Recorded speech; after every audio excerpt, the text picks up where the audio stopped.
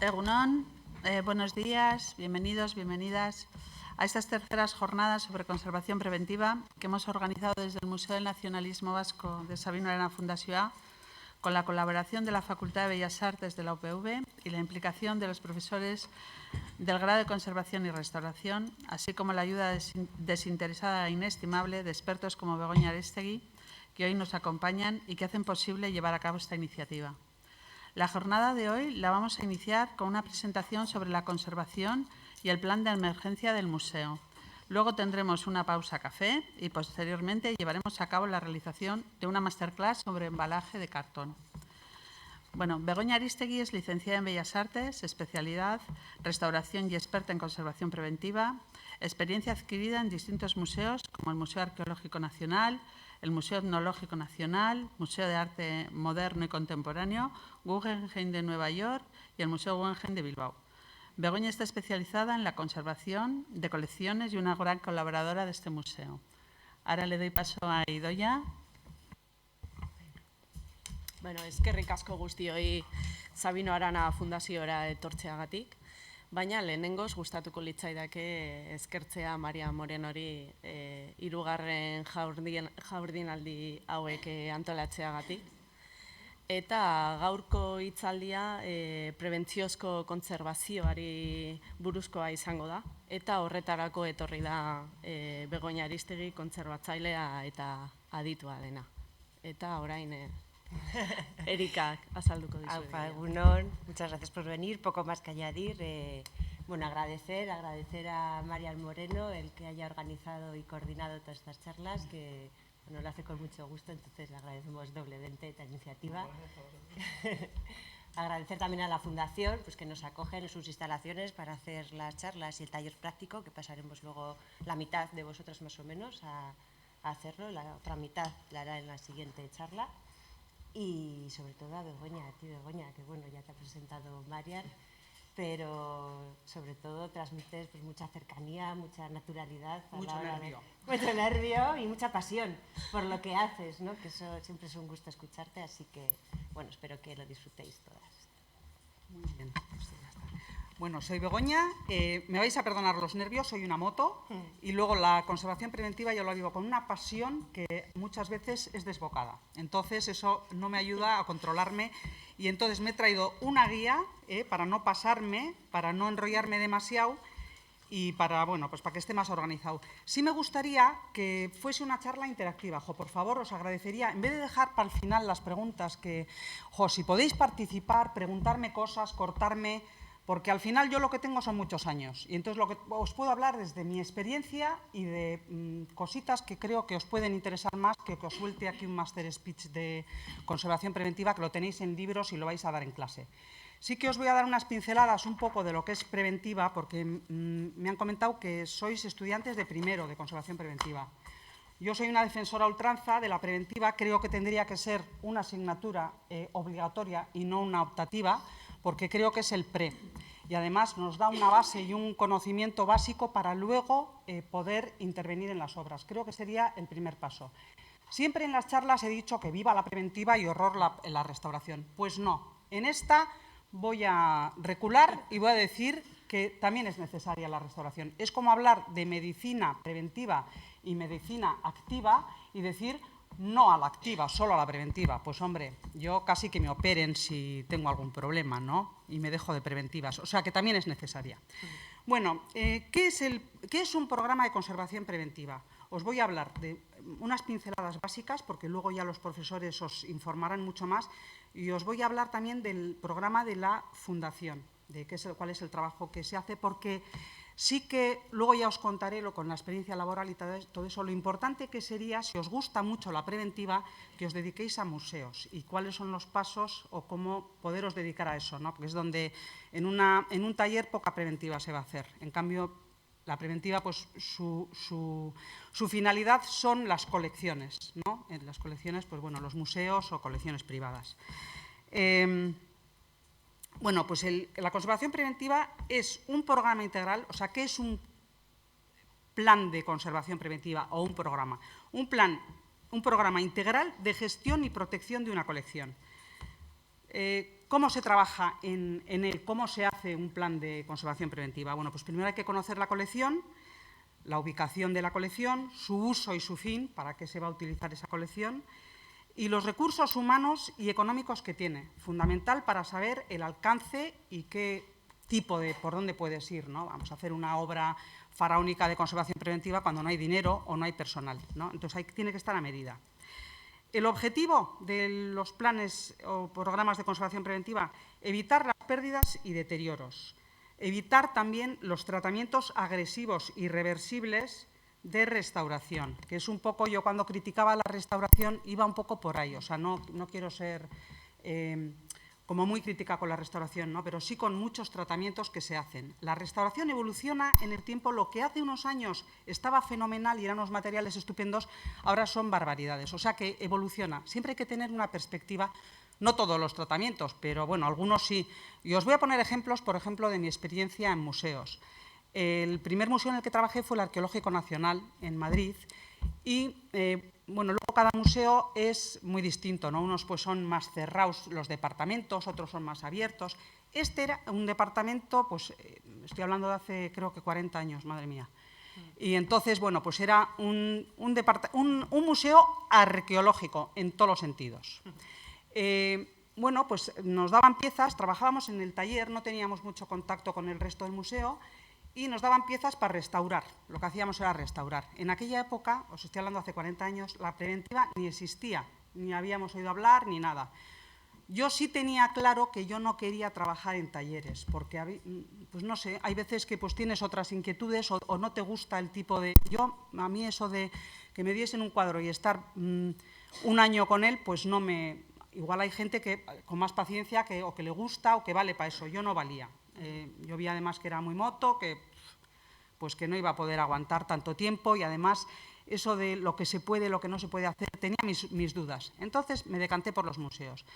En este museo me encontré que era un taller de restauración, un taller de restauración pues, de lo que yo había estado escapando, ¿no? Te daban la pieza y te decían restáurala. Además te la daba el conservador. Antes ahora igual también no sé si se llama conservador al curator o se sigue llamando, ¿no?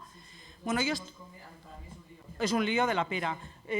Yo os voy a decir que hace bastantes años que ya no trabajo de conservadora, restauradora, entonces estoy bastante out. Vosotros o los profesores saben bastante más que yo de preventiva, ¿eh? Yo ya estoy muy out. Lo que tengo es experiencia y vivencias, pero... Bueno, pues en este museo me dieron lo primero una cerámica de Talavera. Ah, no, espera, esto es de criterios. Soy así, ¿eh? Yo eso no tenemos. No tenéis cerámica. Bueno, pues me dieron una pieza arqueológica, no me acuerdo exactamente, un botijo o algo. Y cuando lo cogí, digo, ostras, ¿esto cómo huele? Qué raro, qué raro. Ajo, olía a ajo.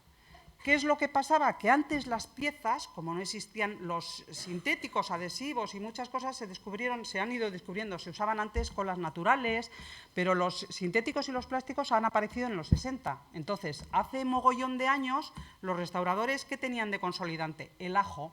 Vosotros cuando pegáis ajo, o cuando cortáis ajo en la cocina, veis que se os pegan los dedos, ¿no? Pues eso es lo que usaban para pegar. Pues ese es un ejemplo de materiales que se usaban antiguamente para restaurar. Tengo otro caso, por ejemplo, el cera resina del Guernica de Picasso. Pues es un tratamiento que se hizo en su día para que, no sé si esto me lo estoy inventando, para que viajase la obra, o lo hicieron pues porque el restaurador decidió, la cera resina era una técnica de rentelado que se utilizaba.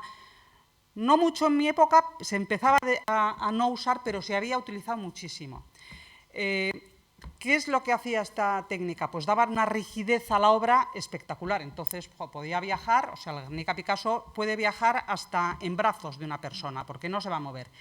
Lo que hace es, cambia también la constitución de la pieza, de la obra, altera los colores, porque la cera envejece, ya sabéis, de amarillea.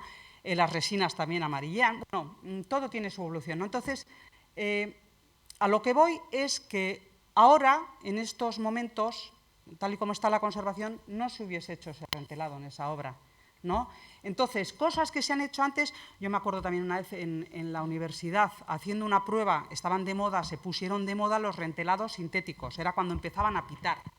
Nosotros habíamos hecho solo a la gacha, que me imagino que seguiréis haciendo. Pues no sé si habéis hecho todavía rentelado a la gacha, igual no, lo haréis dentro de poco, pero bueno, al momento de hacer rentelado se pueden utilizar, diferentes adhesivos y la gacha es, bueno, una masilla con harina y Sí. demás que igual probáis. Claro, yo no sé, vosotros estáis en restauración. Sí, lo que pasa es que hacen 2 primeros años comunes de Bellas Artes Sí. y este tercero es su cuando empiezan primero con restauración. de restauración. Vale, entonces igual hay cosas que os resultan que todavía no han visto. raras. Ojo, pues levantar la mano y preguntarme o pararme o lo que sea, porque no quiero hablar en chino y yo lo que quiero es que esta charla os valga a vosotros para lo que sea.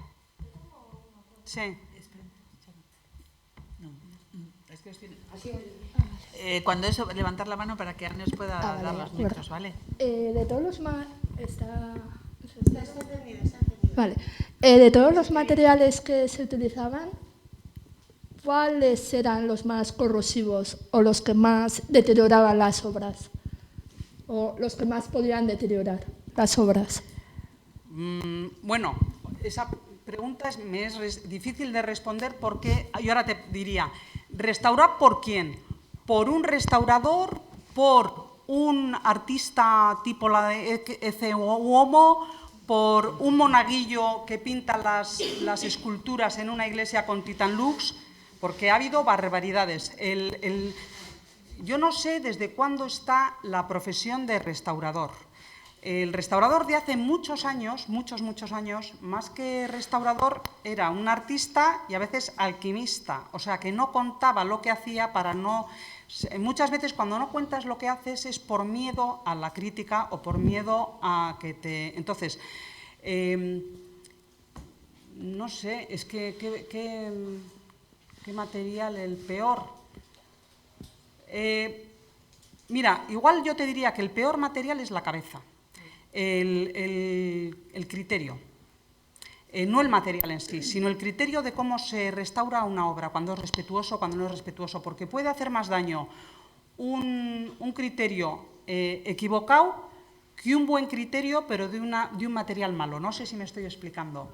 O sea, imaginaros que, por ejemplo, en el ejemplo que he puesto del Titan Lux, que yo me he encontrado con obras pintadas con Titan Lux, esculturas de iglesias pintadas por monaguillos o por me da igual quién, o por señoras devotas, con Titan Lux. No es lo mismo encontrarte todo el bicho pintado de Titan Lux que un dedito. O sea, depende de la cantidad, de la intensidad, de si es pintado con Titan Lux o si lo ha pintado con témpera. O sea, el criterio creo que es lo más... Y de ahí viene un poco igual mi rebeldía ante la restauración, ¿no? Porque, pues bueno, yo creo que el criterio... se tiene que formar con el tiempo y no solo con lo que te dicen los profesores, sino con lo que tú aprendes, con lo que tú estudias sobre el artista, sobre su historia, sobre el material. Tú no puedes entrar en una obra y decir, como me ha dicho mi profesor que rentele con gacha, voy y rentelo con gacha. No, depende qué obra, tienes que analizar el material. Todo eso ya os explicarán. Es que justo nos viene muy bien porque de la asignatura que vienen es teoría de la conservación y criterios de intervención. Entonces todo esto que estás diciendo no es tanto el material, sino cómo y dónde lo utilizas. Y el cómo y dónde lo utilizas viene en la cabeza. Efectivamente. Y es el criterio Sí. que tenemos que Y aplicar. antes, igual, era un tema que incluso en la carrera, a nosotros, los criterios, yo no lo tengo... O sea, te decían solo la laguna, pero... va más allá que el material y la zona. Es una formación estética y teórica a la que tenéis que tener, que eso se va aprendiendo. O sea, eso son inquietudes que tenéis que buscar. Mira, vosotros podéis estudiar una cosa para trabajar y ganar dinero y compraros el piso o sacarle chispas a lo que estudiáis, que os guste, que lo mejoréis, que tengáis inquietudes, que queráis aportar, que queráis haciendo, porque lo vais a petar, lo vais a vivir con pasión, vais a disfrutar de vuestro trabajo. Eso es lo importante, la pasión. Y luego la pasión, mi vocación era arquitectura. Lo que pasa que somos 7 hermanos, yo era chica y me dijeron, tururú de irte a Madrid, que estudie el mayor y tú estudias Bellas Artes, que es de chicas. Yo hice mi pasión de lo que me tocó hacer. Yo tenía una pasión. O sea, las pasiones puedes o tenerlas y trabajar en ellas o hacer que lo que haces sea tu pasión. está en las manos de todos, eso. Bueno, entonces, no, ya me he ido a lo... Pero bueno, genial, porque, oye, pues sí, igual interesa mucho más de lo que estoy contando, todas las intervenciones. Criterios... bueno, pues por ejemplo, respecto a los criterios, cuando estuve en el arqueológico, también otra de las veces, me dieron... Ya acabé con la del ajo, un espanto, y me iban a pasar otra pieza, y entonces me dijo la conservadora o curator de la cerámica de Talavera, porque allí va por especialidades los curators, ¿no? Uno de la cerámica Talavera, otra de Grecia, otra Egipto... Bueno, entonces, la persona que era el curator o conservadora de ese tema te mandaba a restaurar una pieza según sus criterios. Pues mira, muchas veces la falta de formación de un conservador o curator respecto a los materiales, respecto a los criterios, respecto a muchas cosas, porque, no sé, a mí me sorprendió aquello, y era una pipiola recién salida de la uni. Me dijo la curator, mira, restaura esta cerámica de Talavera y para restaurarla subes a ver la sala de Talavera, miras un poquito qué iconos y qué esto y le pintas en lo que falta lo mismo, porque el anterior que había restaurado la obra que me tocó a mí, le había hecho la cerámica Talavera y una imagen que es creo que una cigüeña o no sé, un pajarraco con patas largas, y le había puesto la cabeza al revés. No sé cómo contaros, si el bicho es así, le había hecho así, ¿no? Entonces quería que la quitase y la pusiese mona. Yo, en esa intervención, igual hubiese dejado la laguna en un tono neutro, muevo tanto las manos que es un horror. Entonces, bueno, pues es un poco la falta de coherencia entre los criterios de que a un restaurador le diga a alguien lo que tiene que hacer o que un restaurador le diga a alguien lo que tiene que hacer, ¿no? Otra cosa que también me parece muy importante es el trabajo en equipo. Para el trabajo en equipo, que es fundamental en preventiva, o sea, preventiva... Uy, me voy por las ramas, pero bueno, en preventiva, por ejemplo, en el Guggenheim, cuando entré, yo en el de Bilbao, yo tenía un poco experiencia del Guggenheim de Nueva York, pero un poco en el taller de restauración y en montaje de exposiciones, que hacíamos mantenimiento de exposiciones, limpieza, todo eso, que son cosas de preventiva, ¿no? O sea, el mantener una exposición, cómo manipular las obras, cómo hacer la limpieza de las salas, es que hay miles de cosas, cómo hacer exposiciones o visitas guiadas, todo eso forma parte de la conservación preventiva. Y a ver, que se me ha ido la olla, en el mantenimiento, se me ha ido la olla. A ver, en Nueva York, conservación preventiva, no sé, voy a pasar a otro punto porque se me acaba... Cuando llegaste a Bilbao con la preventiva... sí, bueno, vale, perdón. El Alzheimer. Cuando llegué a Bilbao, de repente me encontré, bueno, tenía un poco de experiencia en preventiva, pero bueno, pues tampoco era yo me habían dado una beca en Nueva York, había estado un año y esa es la experiencia que tenía. Y llego aquí y bueno, pues saqué la plaza de restauración, del departamento de restauración, y me encontré con un departamento sin montar, que había que montar, y yo aquí ¿cómo empiezo? Un museo que tenía mucha colección de préstamos y de Nueva York y muy poca propia. Entonces, cuando tienes una colección en un museo, lo que haces es restaurar tus piezas, no las de otros museos, ni préstamos, ni nada. Eso no puedes tocar, eso lo hace el propietario. Entonces yo decía, pues aquí un edificio, llegaban hordas de visitantes, además con una especie de cultura, no teníamos cultura en Bilbao de museos, o sea, aquí venían la gente a las exposiciones y se sentaba en las esculturas de Richard Morris, no sabían que eran esculturas, creían que eran bancos. Entonces, las visitas guiadas a tropel, bueno, era un poco caótico, ¿no? Y un museo de arte contemporáneo que no teníamos formación y no sabes si se puede tocar, no es como si entras en el Prado. Había instalaciones, esculturas por donde te podías mover, bueno, y entonces yo dije, bueno, pues cañón para hacer preventiva, un programa, empezar desde cero, un montón de agujeros de ventanas, unos vanos impresionantes, muros cortina de cristal por donde entraban los luxes que se comían el color. Bueno, aquello era todo un horror, ¿no? La gente que no sabía, entonces, bueno, pues va a poner barreras en las obras, poner protecciones, todo eso es preventiva. Entonces, me ayudó mucho cómo era el museo para plantear un programa de conservación preventiva desde el principio, que es mucho más fácil que meterte en un museo y empezar preventiva cuando ya lleva años. Eso es casi imposible. Entonces, ¿qué es lo que vi? Digo, pues qué bien, a ver qué obritas tenemos. el Pupi, Flores, ostras. Está Jenny Holzer, unas columnas de informática. Ostras, o sea, dije yo, estos temas no tengo ni idea de conservar. ¿Cuál? Vino más tarde, pero bueno, o sea, una cosa de bronce ahí en el... Bueno, entonces dije, esto me hace falta gente que sepa mucho más que yo. O sea, yo es que no tengo ni idea. Pues esto es un equipo de gente que controle de todo. Pues tenías Nanjun Pai, que luego vino con plantas, con un acuario, con... ¿No? O sea, era todo... Tenías que contar... La conservación preventiva es montar un equipo o abastecerte, porque muchas veces no hay equipo, no puedes montarlo. Abastecerte de gente que controla de esas cosas, porque el arte contemporáneo ya habéis visto la evolución del arte. O sea, hace años, que es otro tema también que quería plantearos, hace siglos, los cuadros se hacían en 6 meses con unos procedimientos, ahora hacen como churros, te meten el snabel, te pone platos encima de, ay, si se cae, tapies, te mete en un lienzo, venga de carga matérica, arena, cemento, no sé qué, y ala, que mi obra está viva, se te cae. O sea, son planteamientos de conservación que, joder, antes lo tenían mucho más fácil.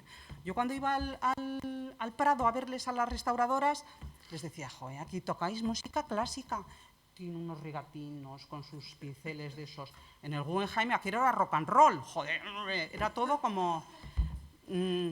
Entonces, bueno, pues hablamos de los criterios, ¿no?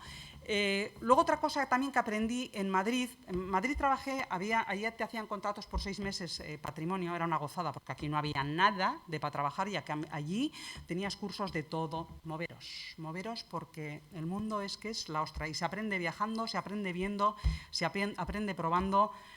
Yo cuando acabé la carrera me fui a Londres a hacer cerámica y muebles, porque no tenía ni idea. Digo, joder, un restaurador tiene que saber un poco de materiales, y solo sabía de las tablas y los ¿cómo se llaman? Los retablos estos, me parecía un horror.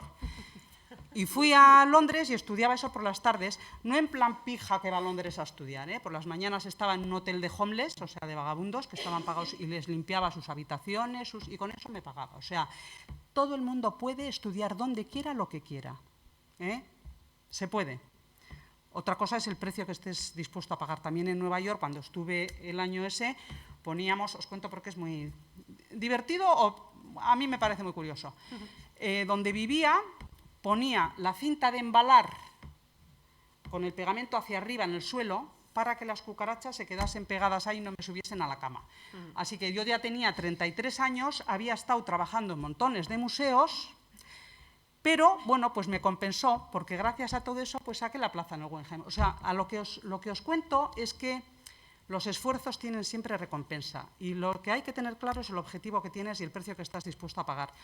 Luego a mí me pasó que cuando ya tuve la plaza, pues tuve que renunciar, porque tuve 3 hijos en 4 años y aquello no había Dios que lo pudiese... Entonces, bueno, la vida te da muchas vueltas, pero siempre hay caminos y siempre hay... Entonces, bueno, pues, a ver, voy a seguir con lo mío, que máximas sagradas que yo os transmitiría, que me parecen a mí máximas, ¿no? Profesionalizar el trabajo, o sea, que sea una profesión, y la profesión me están pagando, entonces tengo que hacerlo bien. Es una profesión y tengo que hacerlo bien, y además porque quiero hacerlo bien. La ética profesional, ética y estética, fundamental. Hay que formarse en eso, y eso te formas por experiencias, por vivencias, por decisiones, por equivocaciones, por aciertos, por información. Tenéis unas herramientas que son la repera. Ya me hubiese gustado a mí, yo en Inglaterra y en América me pasaba, según trabajaba, luego iba a casa y ahí había mucho libro en inglés, porque aquí la Biblioteca de Bellas Artes en aquella época, aquí no sé cómo estará, pero no había nada, y de preventiva, de conservación, de restauración, nada. Estaba César Brandi, creo que era el único que estaba, histórico. Ya se le suena, yo creo. Le suena, ¿no? Sí, creo que sí. Bueno, pues, y entonces allí yo leía y leía. ¿Qué es lo que pasaba? Que mi inglés era, iba a decir un taco, horroroso, no tenía ni idea. Yo cuando llegué allí y había un profesor en las clases de cerámica que, como no entendía yo nada, eran todos ingleses, porque me metí en clases para adultos por las tardes, no era el horario que me venía bien. Y no entendía nada, eran todos ingleses, todos entendían fenomenal, y yo Y decía, iba la ostra. Entonces le sacaba de quicio el tío. Era el típico inglés rosita, que me tenía un paquetón de la ostra, pero yo decía, por mis cuyons, aquí o sea, yo voy a aprender esto y me trago lo que sea. Bueno, pues me costó miles de broncas el darme, pero es que no tienes ni idea, lo has hecho fatal. Hasta que me enteré que en aquella época el araldit, o sea, fijaros lo que es el idioma, los inconvenientes, me salía mal porque la gente había comprado el araldit rápido y yo tenía el estándar.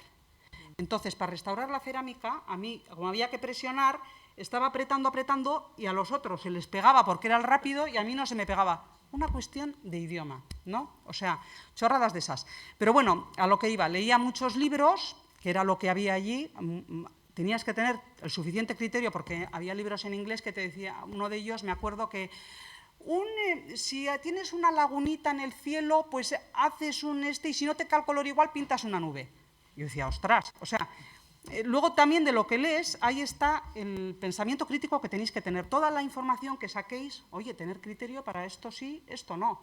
¿Eso cómo se pilla? Pues a base de enterarte. Bueno, ahora tenéis traductores en Google. Yo tardaba un mes en leer un libro. Ahora, ¿qué carajo? Tardáis un día, ¿no? Le dais al traductor, resúmeme y no sé qué, sacarle chispas a eso. Tenéis mogollón de congresos, tenéis mogollón de información. Yo ayer por la noche me metí a mirar, pues,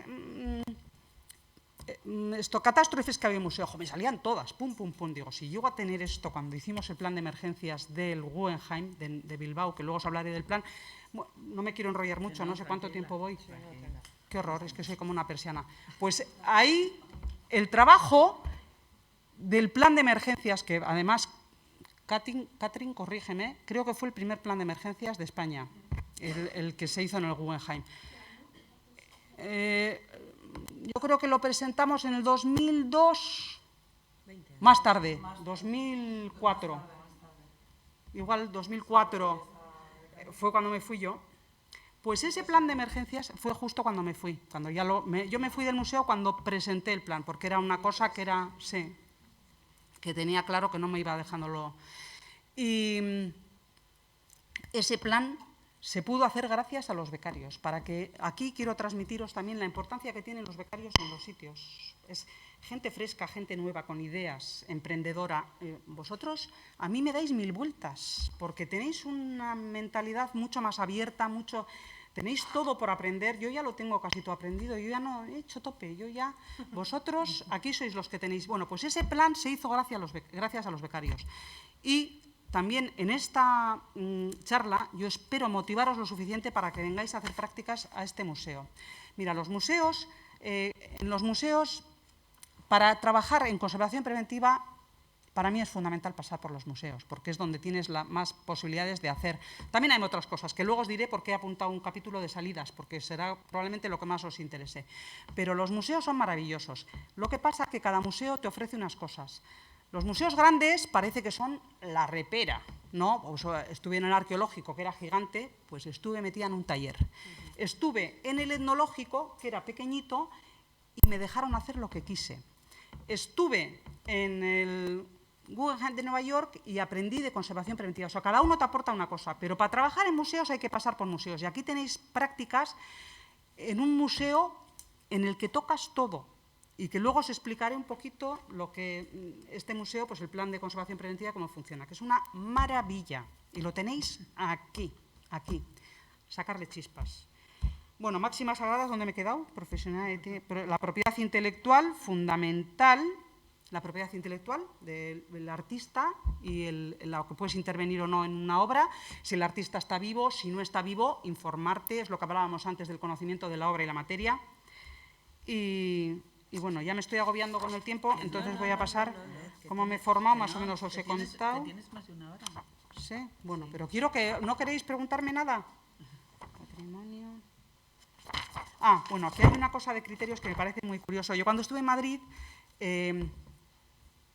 estuve 7 años con toda la movida madrileña, la pera. Entonces pude compaginar, pero a lo que voy, allí había unas ofertas de la ostra de cosas, ¿no? Y en aquellos tiempos, me imagino que seguirá igual, en el Círculo de Bellas Artes había talleres con artistas pintores, escultores y tal y cual. Y bueno, pues yo como estaba ansiosa de aprender, me apuntaba a todo, muchas veces pues sin criterio. Pero dio la casualidad de que una de las veces coincidí con Bruce McLean, un escultor, pintor, ahora se dedica más a pintura, escocés. Era un tallercito y yo decía, fíjate por dónde yo venía aquí a pintar y he aprendido de criterios, o sea, me he cuestionado, no he aprendido, me he cuestionado criterios de intervención en las obras, porque este tío subía al escenario, en aquella época estaban muy de moda los performance, subía al escenario, sacaba una escultura de madera, salía con un hacha y en el escenario se cargaba la escultura, destrozaba la obra. Bueno, pues entonces ahí te empiezan como a mover cositas de, oye, los criterios y tal, la obra, el sentido, el fin, ¿qué es la obra? Yo restaurar, porque ahora ¿qué voy? Yo como restauradora a rehacer la obra. ¿Cuál es el...? Sí. El micrófono igual, sí. Bueno, si no, tengo el tono bastante alto. No, es por el tema de la grabación, ¿eh? Nada más. Así por curiosidad, ¿alguna vez has tratado en algún momento con la obra esta de Venus? Que sale la mujer... ¿La roja? Sí. ¿Las Venus del Nilo? No, No, la que sale en una concha, que sale ella desnuda. No. No estarán, vale. No. Vale, esa era mi duda. No, fíjate, yo me he ido a las Venus del Museo Guggenheim, sí, que fíjate, esa obra, cuando limpiaron los cristales del museo, ya sabéis, en los muros cortina que tiene aquello, usaron un limpiador que tenía un poco silicona en spray. Pues fijaros hasta qué punto me acuerdo de Paul Schwarzbaum, el restaurador de era el restaurador del Guggenheim de Nueva York, el jefe de restauración, una persona muy especial, carismática y, bueno, carismática no sé, especial. Bueno, pues nos volvió locos porque no habíamos protegido las Venus de tamaño gigantísimo cuando limpiaron los cristales de al lado, porque podía haber llegado pulverizado la limpieza que tenía restos de silicona sobre la superficie de las esculturas. Eso es preventiva, ¿no? O sea, obras en los museos es muy típico que cuando estás exponiendo cosas haya obras, digo, de cambios de exposición en las salas de al lado. Sí, pues polvo, o sea, ese tipo de cosas es preventiva. Bueno, ¿qué es esto? Visión global de las colecciones, gestión y trabajo en equipo, que ya hemos hablado. Bueno, un poco esta es mi experiencia personal. Estoy hablando así de cosas que si os puede valer para algo, que ya os digo, estoy muy obsoleta yo. Bueno, hay que tener una visión global de las colecciones y ahora aquí os entro a contar un poco la experiencia que tuve en el etnológico, que cuando entré en Madrid me dieron era un contrato de 6 meses, entonces para 6 meses restaura este cuadro. Y entonces pues dije, pues voy a informarme un poco. Yo ya había hecho también, estaba haciendo un máster de estética y teoría del arte, muy importante y complementario, ¿no? Porque creo que es que la formación de intelectual es muy importante, aparte de la mano y de eso, o sea, el que os forméis de criterios que vais adquiriendo, de lo que veis, de lo que preguntáis, de lo que aprendéis, de lo que cuestionáis, de lo que, bueno. Entonces, me dieron esa obra y entonces pues fui un poco a investigar de qué formaba parte, de dónde estaba dentro de la colección, y bueno, era una colección de mestizaje, que eran 40 cuadros y me dieron uno. Y era uno que estaba bastante bien, y yo decía, ¿por qué me dais este? Cuando hay otros que me dicen, no, porque en 6 meses pues esto te va a dar tiempo. Y entonces yo le propuse a la directora, en vez de restaurarlo, hacer una especie de valoración o de estado de conservación de los 40 cuadros de la colección, porque me parecía que intervenir un cuadro, o sea, dentro de una colección, igual era más importante. Bueno, pues eso es un poquito una priorización dentro de una colección, ¿no? En vez de ponerme a restaurar un cuadro, que, pues fíjate, 40 contratos les va a hacer falta para restaurar toda la colección. Pues igual hacerlo de otra manera, no hace falta restaurarlo, sino hacer un plan de conservación preventiva para esos 40 cuadros, ¿no? Entonces, bueno, una visión global de las colecciones y dentro de las colecciones la pieza de qué forma parte, porque dentro de las colecciones hay subcolecciones es un trabajo de gestión, la conservación preventiva, os tiene que gustar la gestión y es un trabajo en equipo, fundamental. Se trabaja con distintos materiales, es muy importante que tengáis criterio. No os digo que sepáis restaurar todo, porque es imposible. Lo que os contaba antes del pupi, de Jenny Holzer, es que es imposible. Cobre, metal, está genial ser una persona que sabe la ostra de hierro, porque contarán contigo para restaurar hierro. Pero si haces preventiva, sé más un gestor. O sea, lo que os vengo a decir es que el trabajo de conservación preventiva es un poco gestión.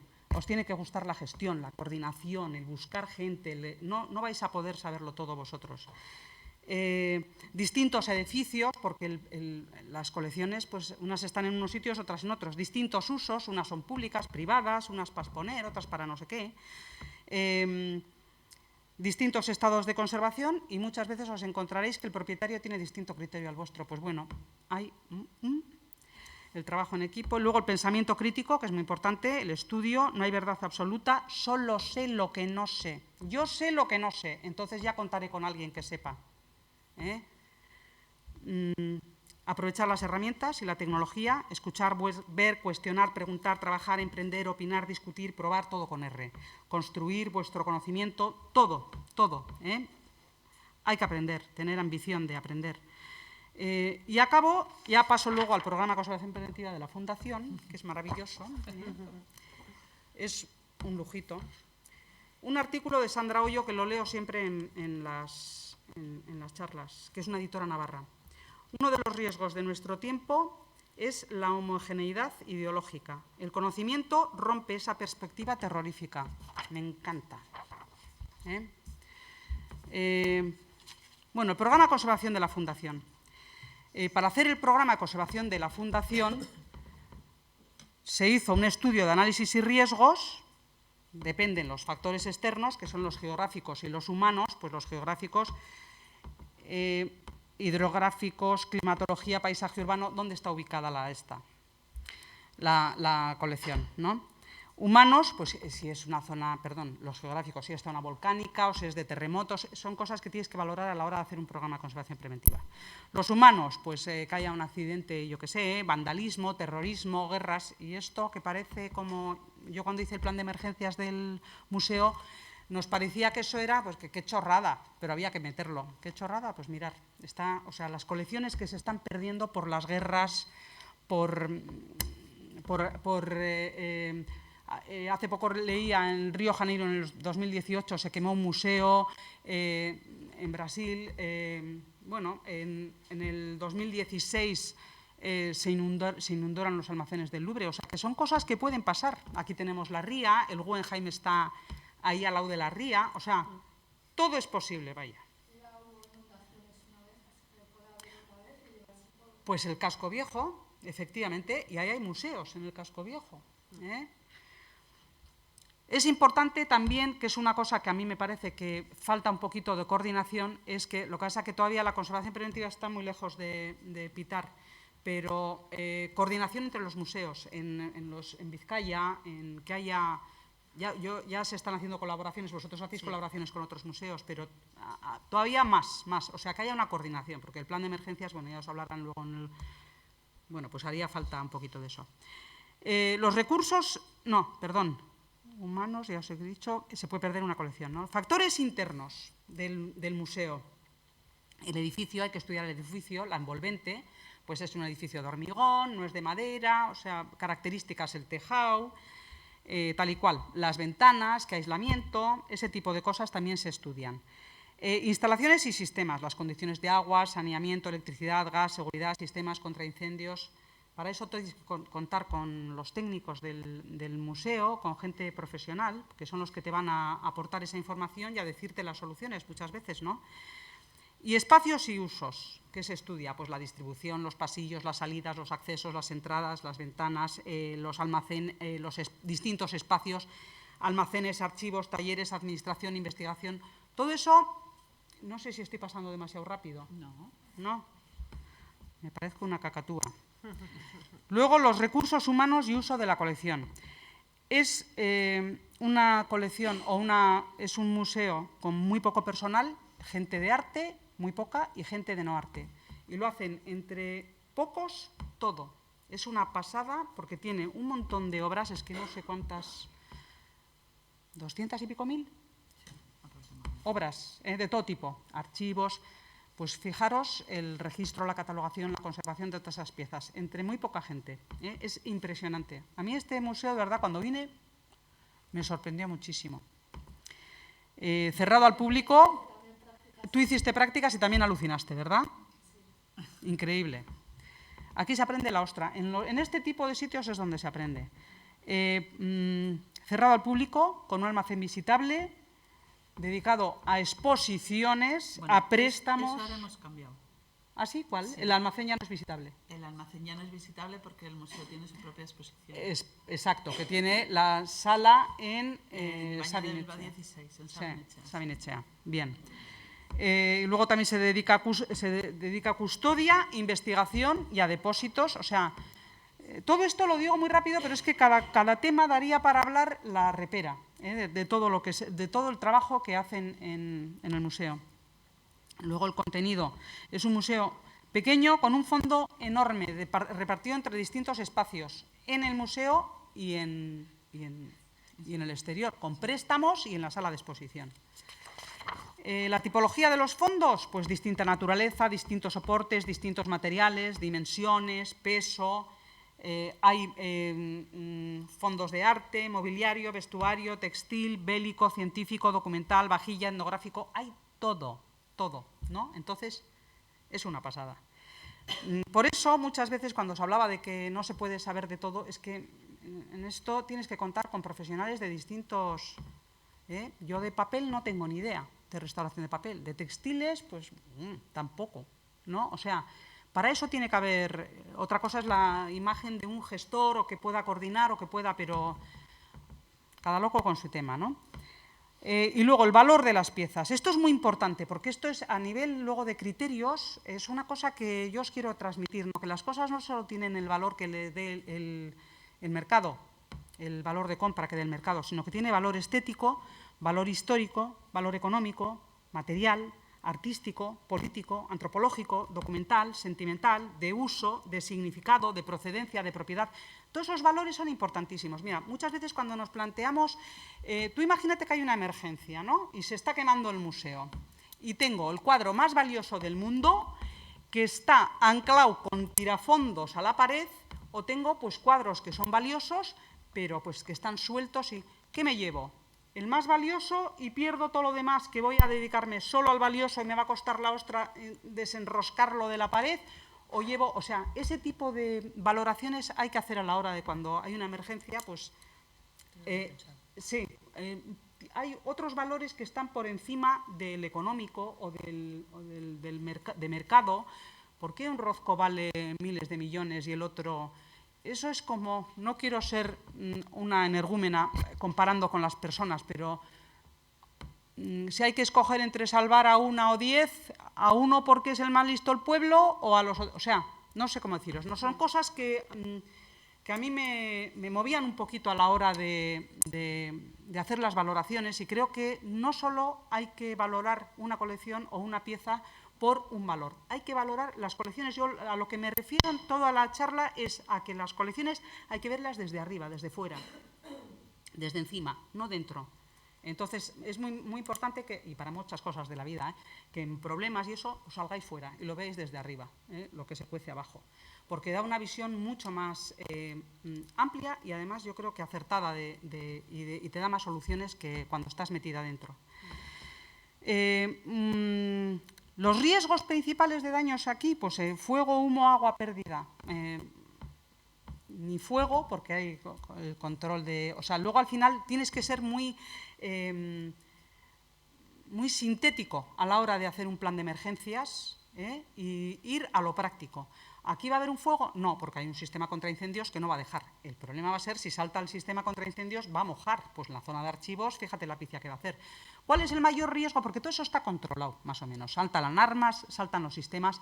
El mayor riesgo es una conducción.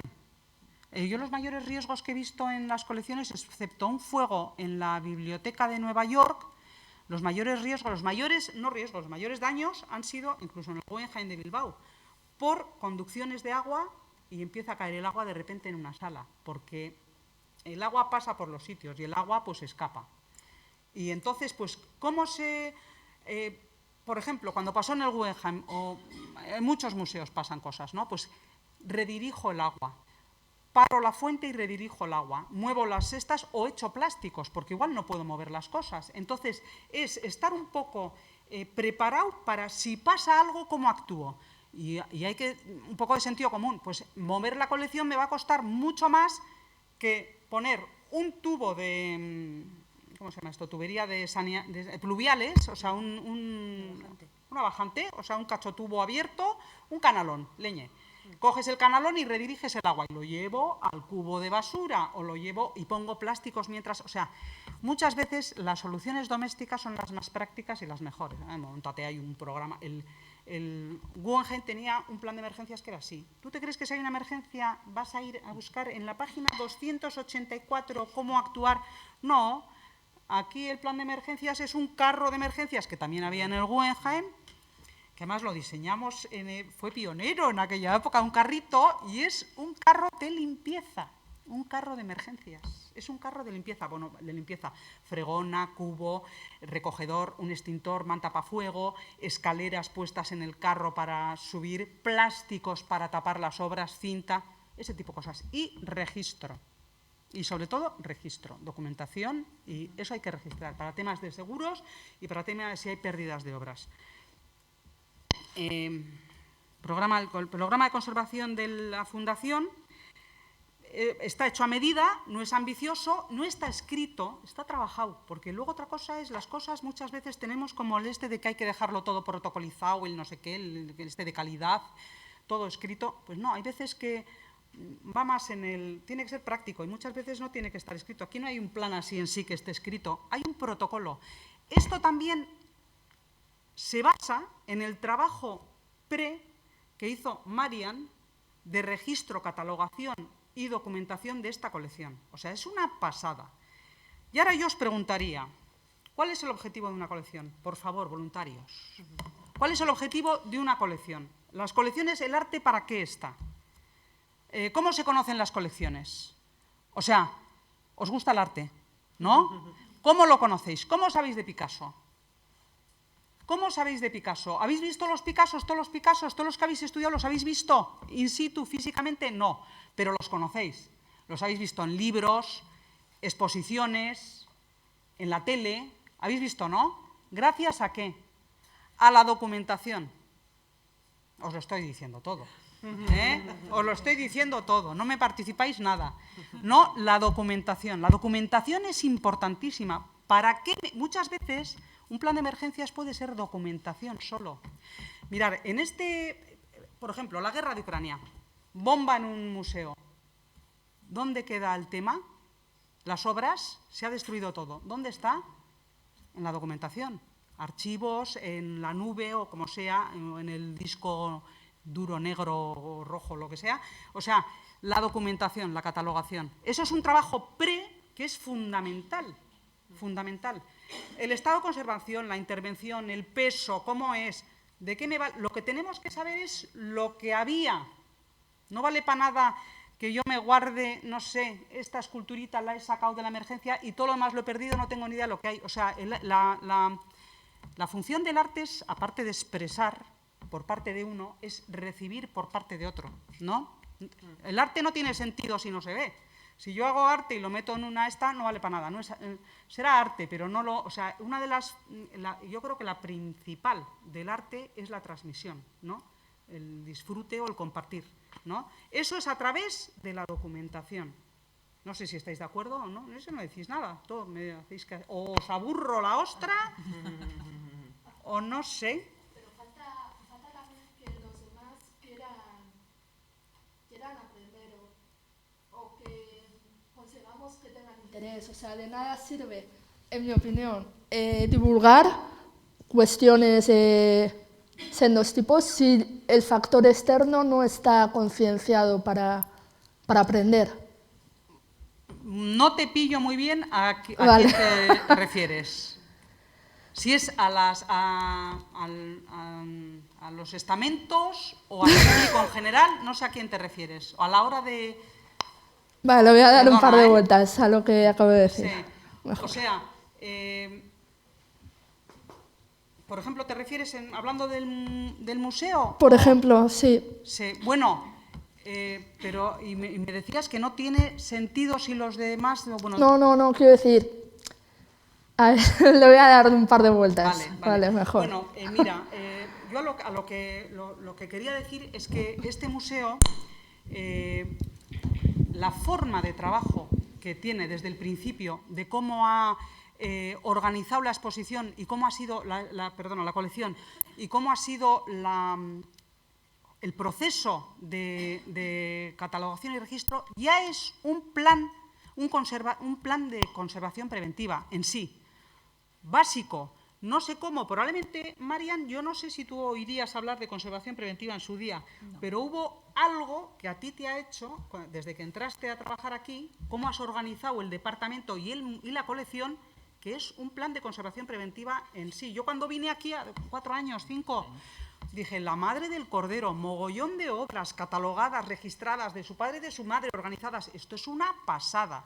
Es una pasada. Aquí lo que hay es que nosotros no compramos obra, ¿no? Nosotros todo lo que recibimos son donaciones, porque tú un cuadro lo puedes tasar y tiene un precio, ¿vale?, de mercado, pero hay un montón de cosas que tienen un precio de mercado muy bajo, pero sin embargo el valor histórico o el valor sentimental o la vivencia que ha tenido esa pieza no tendría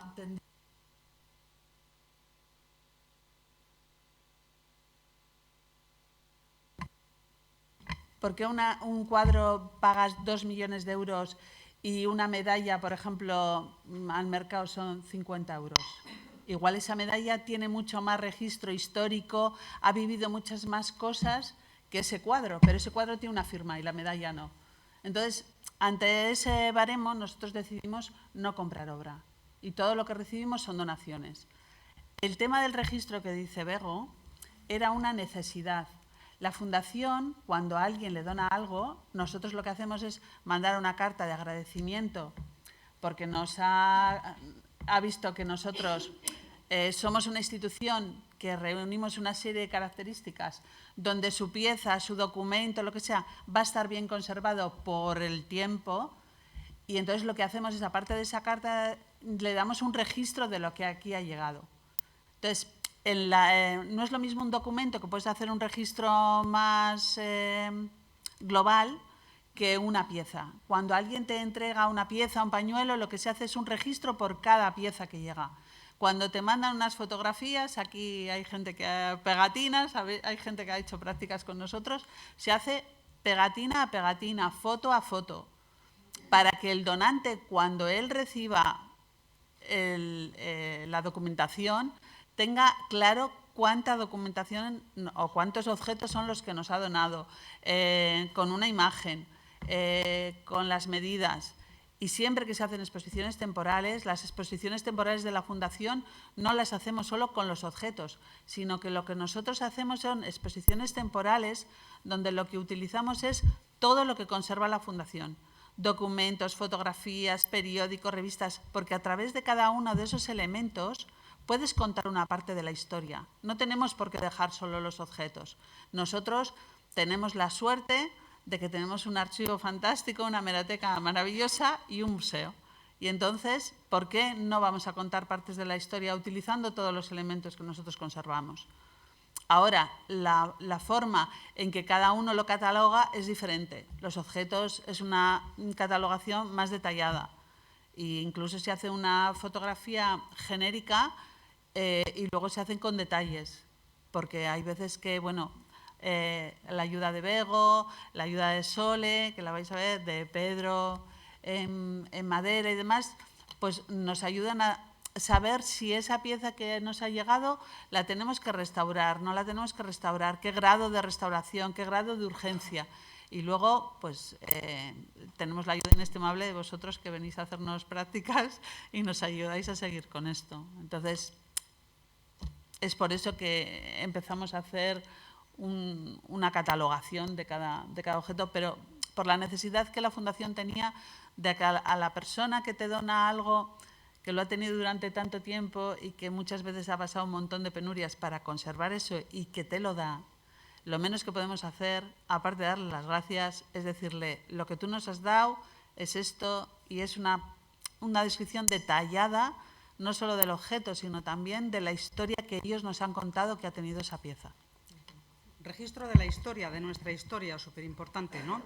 Y luego, también deciros, el tema de las prácticas para mí es fundamental. Y si alguno de aquí sale, que probablemente salga, hay gente brillante, seguro, de conservación preventiva, aprovechar las prácticas en museos, porque es la forma de aprender. Hay que saber, hay que tener una visión global. ¿Qué es lo mejor? Un museito tipo este. Yo, vamos, es que yo empezaría de cero y venía aquí a saco paco. Yo acabé donde acabé porque empecé haciendo prácticas en Madrid. En mi época, en el arqueológico, estuve de prácticas un año. Era una práctica 2 años, pero al final quitaron las prácticas porque empezaron con las movidas de que si sustituye el trabajo, no el trabajo, y para mí fue una pena porque era una oportunidad, era seguir formándome. Mucha gente del Museo del Guggenheim, muchos que pasaron haciendo prácticas, que formaron parte del plan de emergencias y de ese programa de conservación preventiva, que fue pionero en aquel tiempo, está en el Reina Sofía, en el Museo de Vitoria, ¿cómo se llama?, en Artium. Están trabajando en empresas de transporte, SIT, o sea, están de profesores en la universidad, o sea, aprovecharlo, porque es una oportunidad bestial. Y bueno, pues para mí no tiene ni color, con un taller que os vais a encontrar con piezas, que está muy bien, yo no quiero decir nada, pero os vais a encontrar con 4 piezas, que es lo que vais a hacer si llegáis a hacer 4, porque probablemente una ya sabéis cómo va el tema ese, ¿no? Y aquí, os van a usar para todo. Sí. A ver, yo en el Guggenheim de Nueva York pasé la escoba, limpié el Donald Judd Aquí también toca, tú ya aquí lo también sabes. toca. Limpié el Donald Judd, que cada vez que lo tocaban, el dedito, una de Donald Judd de la colección Panza, era Panza, una de cobre, pues había que ir a limpiar con un liquidito porque si no le quedaba la huella. Entonces, o sea, yo he hecho de todo y se hace de todo y es que hay que hacer de todo y es que está fenomenal porque luego, oye, te vale para algo, todo vale, todo vale. Bueno, procedimientos y manuales. ¿Qué se ha hecho aquí en el museo? ¿Qué forma parte aparte de todo el programa este de registro y catalogación, que es el programa de conservación preventiva en sí, de documentación, la base de la conservación preventiva, la base? Luego hay una implicación directa con las obras. Al haber pocos recursos vais a tocar de todo. Hace falta ingenio porque hay poca gente y poco dinero. El ingenio es lo mejor. Cuando tienes, mira, hacer una caja en una empresa alucinante con maderas y con no sé cuánto, no sé qué, y hacer una caja para una obra de arte que está como en suspensión con unos muelles para que no tenga vibraciones, es muy fácil. Lo que es difícil es, cuando no tienes dinero y tienes muy pocos materiales, hacer cajas dignas. Pues eso aquí lo aprendéis. Hacer cajas de cartón. Luego hablaremos de salidas. El tema de los embalajes, bueno. Claro, en la práctica, ¿no? Sí, Van a pero hacer- sí vais a hacer embalajes en la práctica, pero también os he puesto un poquito salidas, por si acaso os preocupa, porque yo iría también a eso. Vamos, yo si viniese a una charla de estas, digo, aparte la lora esta, aparte de la chapa que me va a meter, que me diga un poquito por dónde puedo sacar yo un poco rascar, ¿no? Bueno, implicación directa con la obra. Y luego un plan de emergencias. Es imposible hacer aquí un plan de emergencias, porque aquí en el Guggenheim tuvimos, no sé, 4 años, estuvimos con el plan, o 5, recursos, personal, de todo, tiempo, bueno, se podía. Aquí es imposible y hay una cantidad de obras de la pera. ¿Qué hemos hecho? El carrito ese famoso, que es genial, porque eso es la emergencia que puede haber aquí es eso, una pérdida de agua, Entonces, bueno, pues el carro, que es ágil y rápido. Un carrito con ya os enseñarán fotos los profesores. Sí. El plan de emergencias, conocer la colección, detectar los riesgos, proteger las obras, priorizar, dar pautas, según la fuente, el material, la sensibilidad, el peso, las dimensiones, su anclaje y su sistema expositivo. No es lo mismo lo que os contaba antes, quitar un cuadro que cuesta la verza quitar y hacen falta 6 personas, que mover 20 cuadros con 2 en la mano cada, ¿no? Pues hay que valorar muchas veces qué saco primero y qué esto. Detener y eliminar las fuentes y minimizar los daños. Bueno, salidas. Transporte y manipulación de obras, salidas que podéis tener, ¿no? Transporte y manipulación de obras, embalajes, creación de embalajes, trabajar en una empresa de embalajes o crear vuestra propia empresa, porque se puede ser emprendedor. Y aquí de los embalajes os quiero hablar, con todo esto del reciclaje, de no sé cuánto, no sé qué, el cartón. El futuro es el cartón. Meter caña con el cartón, olvidaros de los plásticos, de la madera y de todo. El cartón, reutilizable. Luego en las prácticas vamos a ver, en la práctica vamos a ver si podemos hacer alguna cosa reutilizable, ¿no? El cartón además tiene depende de su tratamiento, de su, ¿cómo se llama? De cómo se construya la caja, el embalaje, lo que sea, puede ser súper rígido.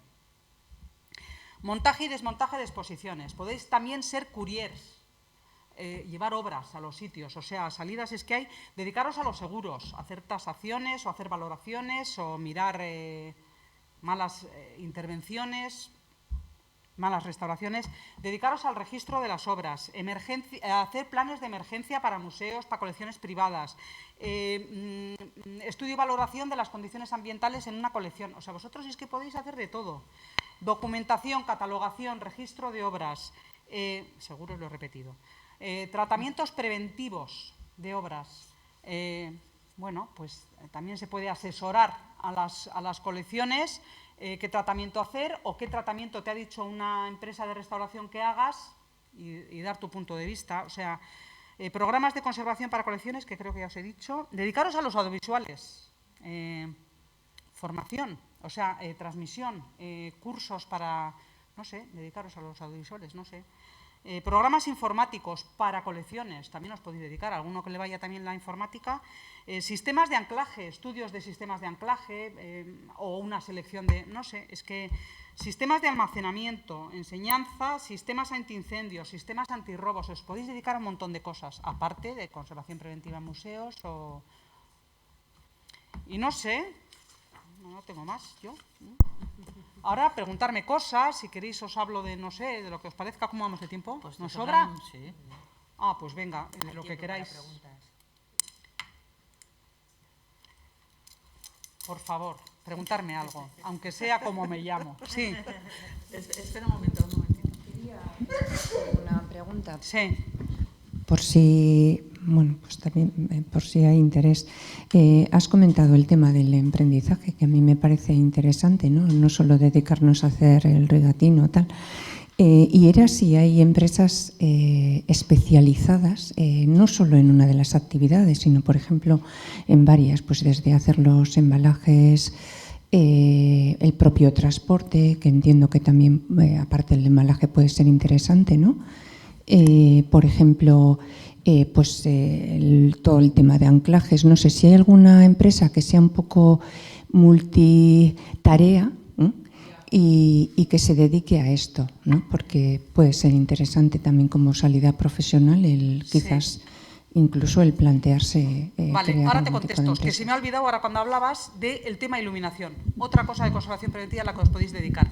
Empresas así tan generales, yo igual estoy un poquito out del tema, igual, Catrín. Pues, Equipo 7. Equipo 7, por ejemplo, es una empresa de restauradoras. Sí. Bueno, hay un hombre, pero luego hay chicos ahora también. Mira, de hecho, hay un alumno nuestro, está Urzi. Sí. Ellos, por ejemplo, se dedican a restauración de taller, restauración de retablos, de cualquier cosa, y montajes de exposiciones, transporte, y sí, trabajan, o sea, tienen como muy completo. Y Gabinete, no sé si sigue existiendo. Ahora está en un momento raro. Está en un momento raro ahora, porque claro, como se ha jubilado. Y Áurea también, ¿no? Aurea yo creo que es más trabajo de taller, pero igual también... Pero también ha estado trabajando, por ejemplo, en el movimiento de toda la colección de Euskal Museo a los nuevos almacenes, lo ha hecho Áurea.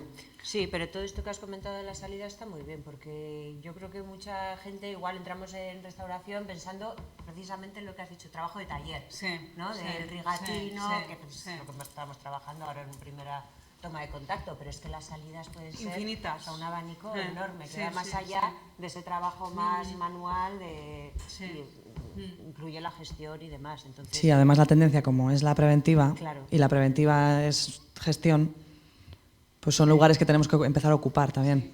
Luego también hay empresas de transporte, ahora se me ocurre SIT, SIT, TTI. TTI. Esas empresas también hacen bastante gestión, porque hacen también preventiva y luego Mira, ahora hacen mismo diseño acaba de entrar cajas. Hasenkamp, Hasenkamp, que es Sí, alemana. también, Pues sí, ha sí, entrado sí. en Madrid. Y ¿Ah, ahí sí? están contratando mucha gente de aquí a nivel registro, conservación, montaje. De aquí, de Bilbao. Ha ido mucha gente que conocemos que trabaja Sí, habitualmente en el Guggenheim a en- nivel técnico, se ha ido a Madrid porque les han contratado Hasenkamp. A eso voy, de Bilbao, del Guggenheim, porque es gente que ha vivido trabajos en museos. Entonces tienes una perspectiva de exposiciones, de montaje, y exactamente igual que en el Guggenheim, que ya no hay prácticas, entonces olvidaros, venir aquí, que sois carne fresca muy bien recibida. Sí, muy bien, muy bien recibidas. No, y la verdad, yo, es que me parece que es tal oportunidad que haría con los ojos cerrados. Porque A mí me parece que una salida, porque cuando, por ejemplo, tienes que tasar un cuadro y demás, tienes grandes dificultades para encontrar a alguien que te ayude a tasar un cuadro. Entonces, el tema de los seguros y eso, yo veo que hay un hueco que no tienes a nadie especializado, siempre tienes que tirar de un director o de un técnico para que te ayude a tasar. Es muy difícil que una aseguradora tenga un experto sobre tasaciones de artes o de objetos, y yo siempre pido eso, ¿no? Cuando hacemos, por ejemplo, haces una exposición temporal, tienes que asegurar todas las piezas. Antes se hacía de forma global, o sea, hacías un cómputo global y decías tanto, pero ahora el sistema ha cambiado y entonces tienes que valorar cada pieza que tú llevas. Y claro, tienes grandes problemas para tasarlo, porque al final la que lo tasas eres tú, porque no tienes tiras de gente como Bego y demás, pero no hay un experto en una aseguradora que diga, bueno, ¿qué piezas vas a llevar? Esta, pues bueno, pues vamos a hacer la tasación y esto. O sea, no, lo tienes que hacer tú. Entonces yo creo que hay un vacío muy grande que los que trabajamos en museos necesitamos que alguien nos eche una mano en eso, ¿no? Fíjate si me parecía importante lo de seguros, que lo tengo apuntado 2 veces. O sea, yo me acuerdo cuando dejé el Guggenheim, al principio pues estuve, no sé si 6 meses en paro, a ver si encontraba alguna otra cosa que fuese más compaginable con mi situación personal. Y la primera oferta que tuve fue de un seguro para hacer tasaciones. Entonces, por ahí, es un mundo muy apetecible también, Es muy bonito, muy apetecible, porque ves mucha obra, te tienes que poner al día, tenéis todo colección, Catawiki, montones de páginas de internet que os ayudan a hacer valoraciones de las piezas, luego tenéis subastas, subastas online. Que es lo que usamos, Eso es la referencia estupenda. Para saber el precio de mercado, muchas veces tienes que echar mano de subastas. Las subastas dan te ayudan mucho, porque tienes una salida de precio de una pieza y entonces tú sabes que, bueno, puedes subirla un 15, un 20%, ¿no? Porque al final la pieza sale con una salida generalmente un poco más baja de lo que es. Y entonces, yo, por ejemplo, para hacer los seguros, pues siempre tiro de los álbumes de las subastas. Sí. En Bellas Artes, en la Biblioteca de Bellas Artes, porque igual te sirve, tienen un programa, tienen un ordenador con un programa, no me acuerdo del nombre ahora mismo de ese programa, le pregunto a Miriam. pero claro, como ellos pagan, porque ese programa existe, está online, pero si no eres socio, pues no te dejan ver los precios. Pero en la Biblioteca de Bellas Artes lo tienes y puedes ir allí, pedirlo, abres, entras en el programa y entonces tienes ahí un montón de subastas a nivel internacional, local e internacional, con los precios cuándo se ha subastado, el precio de salida y el precio de venta. Entonces, es que antes hacíamos un ejercicio con los alumnos. También muchas de las piezas que nosotros tenemos son un poco difíciles, quiero decir. Entonces, bueno, pues siempre vas con con probeta de cristal Ay. del químico no sé qué, sí, o cosas, metralleta Sí. o no sé qué, hay de Sí, todo, sí. hay sí. de todo. Entonces, Sí. bueno, pues echas también mucha mano de los coleccionistas, de cuánto crees que está en el mercado, que puede costar esto, más luego, si tú sabes más o menos la historia que ha tenido la pieza, pues le calculas un poquito más, porque al final...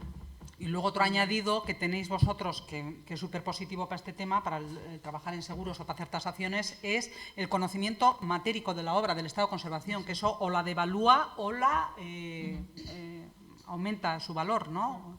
O intervenciones que tú enseguida ves. Jo, yo me acuerdo que cuando acabé restauración iba a la casa de alguna amiga o de sus padres, claro, en aquella época era la casa de los padres, y veías el típico cuadro y dices, ese tiene una reintegración ahí. O sea, el ojo te va echando virutas a las intervenciones, tienes un background, tienes mucha ventaja sobre otros que igual son historiadores que no conocen la valoración matérica de las intervenciones del estado de conservación, ¿no? Entonces, bueno, sí, hay que aprovechar porque... Yo os animo a que hagáis prácticas aquí. Yo hice allá por 2014-2015. Y si os gusta también el tema del nacionalismo vasco, también os puede interesar bastante este sitio.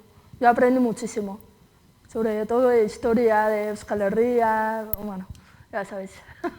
Vale, para que lo tengáis en cuenta. Vale. Sí, es como un museíto cercano, museíto, cuando digo museíto No, me no, suena pero horrible, sí, pero no, es no, verdad, pues sí. como cercano, porque son elementos en los que nos identificamos muchas veces antropológicamente, es la historia de... No, y que muchos elementos que hay aquí, pues los habéis visto, pues a los haitites, o los habéis visto en casa, o que habéis convivido con ello. Muchos de los elementos que hay aquí. Hay otros, pues que gracias a Dios son deslumbrantes para nosotros, ¿no? Que han tenido su historia, pero que igual no son tan conocidos, ¿no? Pero yo creo que... Ah, sí, sí, sí, sí, sí. Y bueno, luego todo el problema que tenemos con los materiales, los diferentes materiales que hay para el tema de la conservación, eso es bastante Convivir, complicado. efectivamente. Convivir con el cuero, con la seda, con el algodón.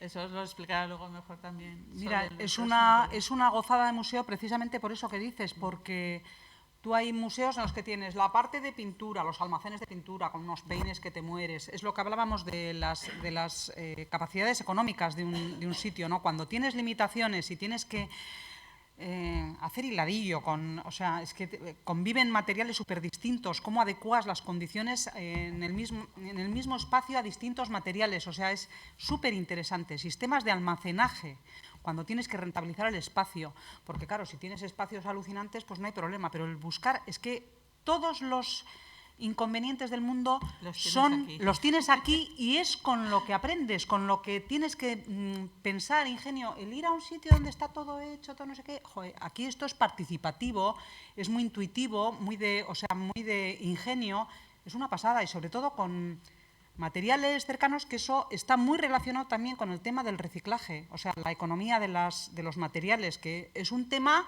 en el que otra de las salidas va por ahí, porque a ver aquí qué carajo está pasando con este mundo que estamos haciendo. Es una cosa que, mira, hace años o hace siglos un cuadro se hacía en años. Ahora los artistas, o sea, ¿esto cómo vais a conservar? Es que va a ser la bomba, si es que al minuto se hacen miles de obras, hay medios totalmente distintos de obras, digital, instalaciones, dentro de poco, no sé.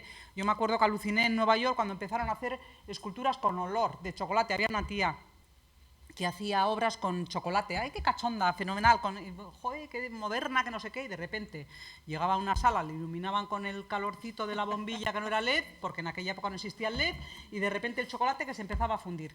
¿Pero qué es esto? O sea, es que os enfrentáis a un mundo de arte porque el primer contacto que tenemos, cuando hablamos de arte, es o por lo menos yo, que soy un poco más prehistórica, el tema del cuadrito con la pintura, eso ya no es arte, eso es arte antiguo. Ahora el arte de ahora es que tiene multitud de música, es que tiene, vais al Guggenheim y flipáis. Pues eso es lo importante, que conozcáis de todo. ¿Dónde se conoce de todo? En museos tipo este, porque si vais al Museo del Papel, pues aprenderéis de papel. Aquí vais a tener que aprender de todo, foto, papel, escultura, no sé qué, y vais a convivir, vais a ver, hacéis una cosa, pero estáis viendo lo que hace el otro. Esa es la forma, es una forma de aprender rápida. Material de guerra, material de todo tipo. Curioso, entretenido, variado, porque a mí es que me ponen ¿cómo se llama eso? Retablo. Y me dicen 3 años con esto para restaurar, me muero. O sea, me parece... Bueno, yo os voy a dar esa asignatura el cuatrimestre que viene. Retablo. De todo tiene que haber. Hombre, por ¿Verdad supuesto, que sí? yo he hecho retablos y he restaurado... Yo estoy escultórica todo. En Ávila, restaurando retablos y comiendo unas alubias en la casa de una señora que no tengo para olvidar. O No, sea, pero que forma parte de mi pero vida. sí, a mí me parece fenomenal. Si es que somos diferentes, entonces cada uno tenemos unas inquietudes y aunque no las tengamos, según lo que has dicho, ¿no? Tu pasión era la arquitectura o tu motivación era la arquitectura, pero luego la vida te ha llevado por otros sitios, has abrazado eso. Entonces, hay gente que igual ha caído también en restauración. Pues porque ha caído en restauración. Y ahora tiene que buscar su camino dentro de la restauración. Y te digo una cosa, gracias a que hay restauradores de retablos, gracias a que hay restauradores de retablos y podemos seguir viendo los retablos, o sea, como arte antiguo y claro, arte, pero o sea, todo lo que has dicho del equipo interdisciplinar, ¿no? Que además en la asignatura fundamental. siempre hablamos de eso, que oye, nos complementamos. Porque efectivamente, en esto que hablaba de las salidas, aparte de todo lo que os he dicho, es restaurador de hierro, restaurador de piedra, restaurador de madera, restaurador de retablo. Eso es, yo creo en la o sea, especialización. Yo sí creo en la especialización. Efectivamente. Es que tiene que haber gente que... Yo cuando echaba mano para el pupi contaba con un jardinero, o sea, tienes que contar con gente profesional.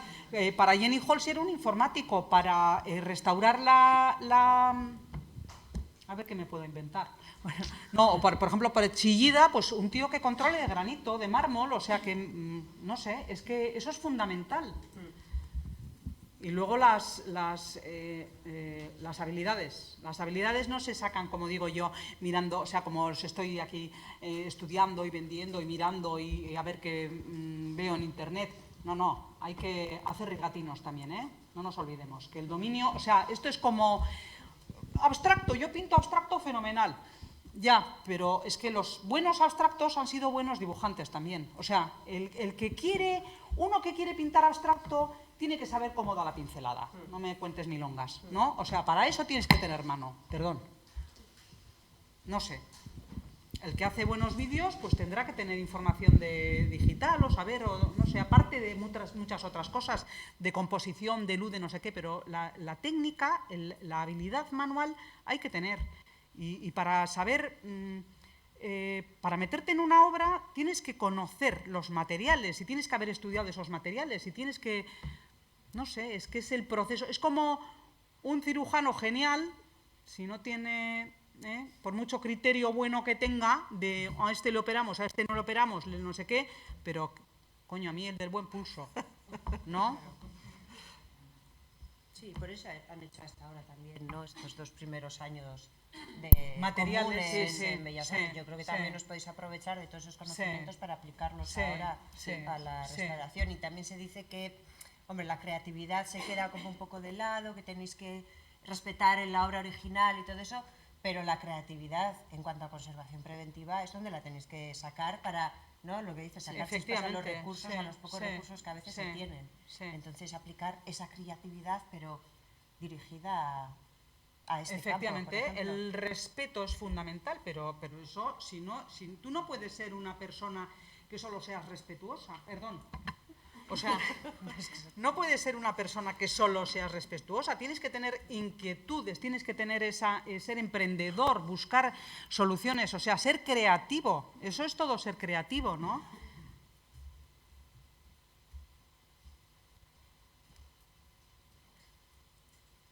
Chicos.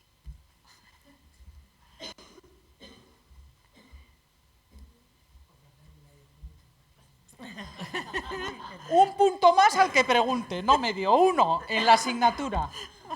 Esto ya lo hemos hecho en alguna otra, Sí, con ella. Y no sé si lo cumplisteis. ¿Lo cumpliste? Bueno, esto queda grabado, o sea que no tenéis más remedio que poner el punto. No sé, digo, yo entiendo también que es al principio, lleváis poco tiempo y al final, pues, no sé, yo supongo que habréis oído hablar de la preventiva. Ahora creo que se habla mucho más y que, ¿no? Sí, en clase por lo menos nociones todo el mundo tiene. Luego Ya. ya más o menos la mitad, yo creo, ¿no? Que vais a conservación preventiva con Catherine y el resto, bueno, pues... Ya. Y a mí me acuerdo cuando entramos en el museo, que era al principio, la gente me preguntaba, ¿y cómo has hecho de la nada un departamento? ¿Qué materiales, qué mesas, qué mobiliario? Y yo decía, pues eso es lo que menos me importa. O sea, la mesa Willard.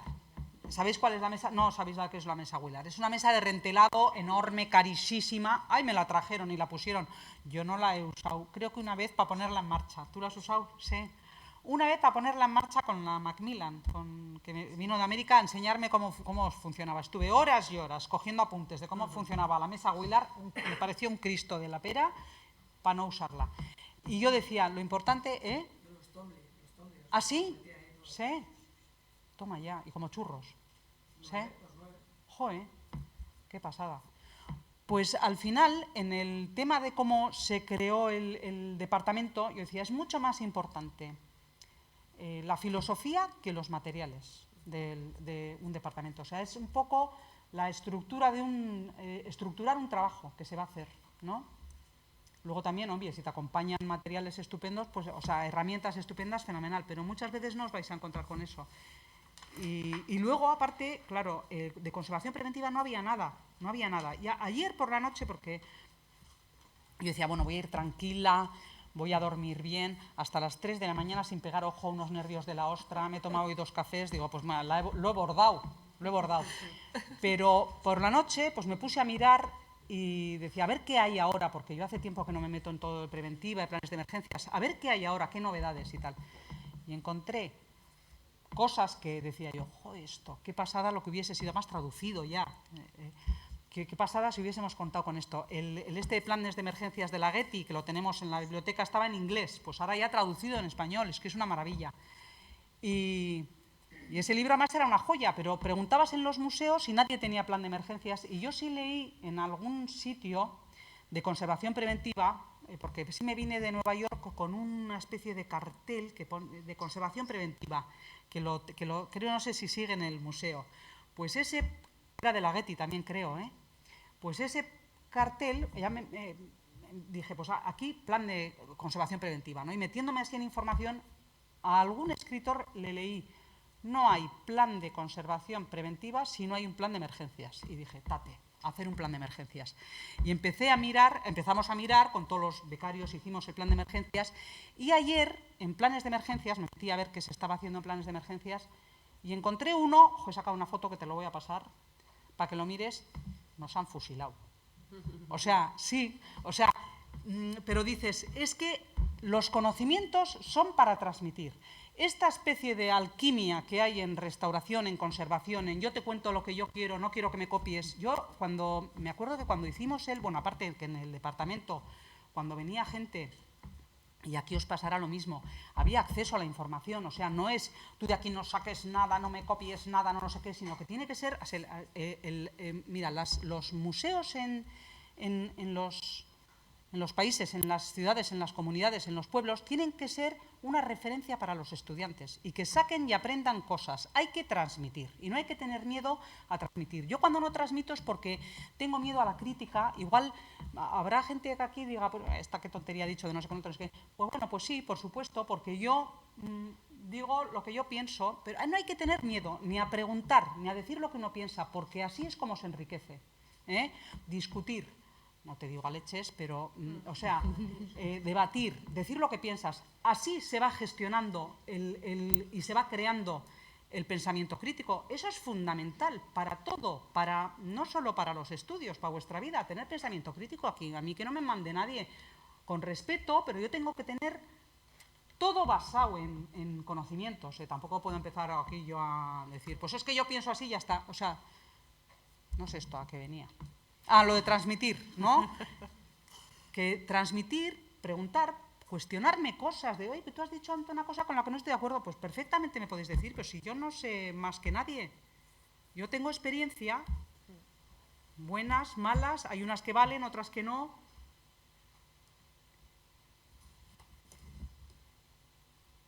¿Nos queda tiempo? Sí. Para todas esas dudas que tenéis. ¿Os está gustando lo que estáis estudiando? ¿Os motiva la conservación preventiva? ¿Creéis que o ha sido siempre?